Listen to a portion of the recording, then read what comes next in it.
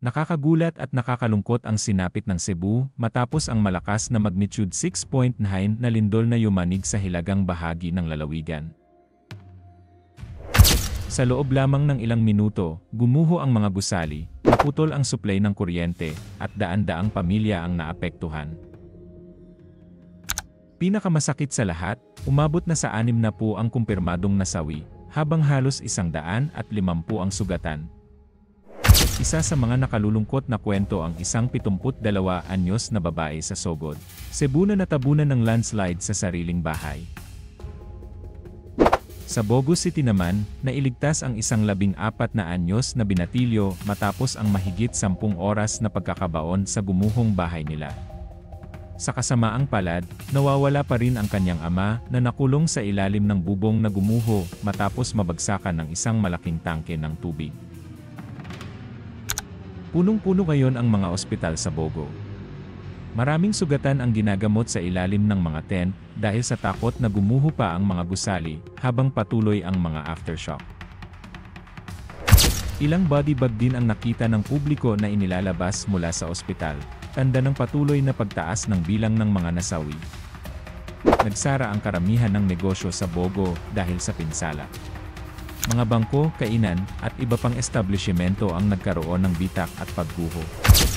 Malawakang brownout din ang naranasan sa iba't ibang bayan, at hanggang ngayon ay isinasagawa pa rin ang pagkukumpuni ng linya ng kuryente.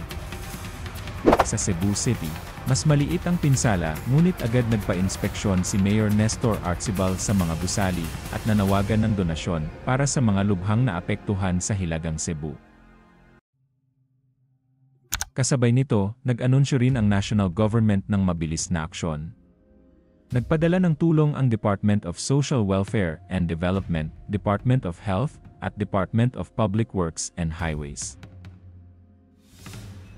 Ngunit malaking hamon ang sirang komunikasyon at mahirap na transportasyon patungo sa mga pinakatinamaan na bayan.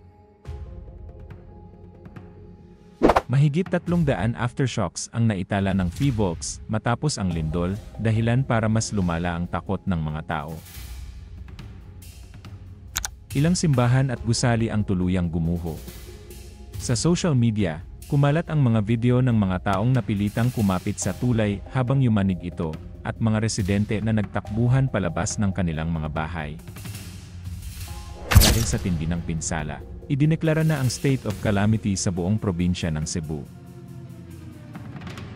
Mga senador at kongresista ang nagpahayag ng panalangin at pakikiramay sa mga naapektuhan.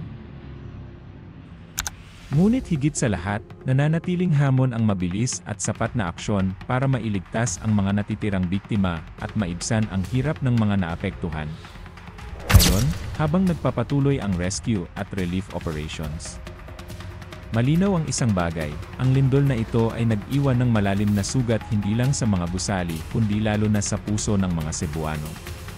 Sa kabila ng takot at lungkot, nananatiling buhay ang pag-asa na muling makakabangon ang Cebu sa tulong ng pagkakaisa at malasakit ng bawat isa.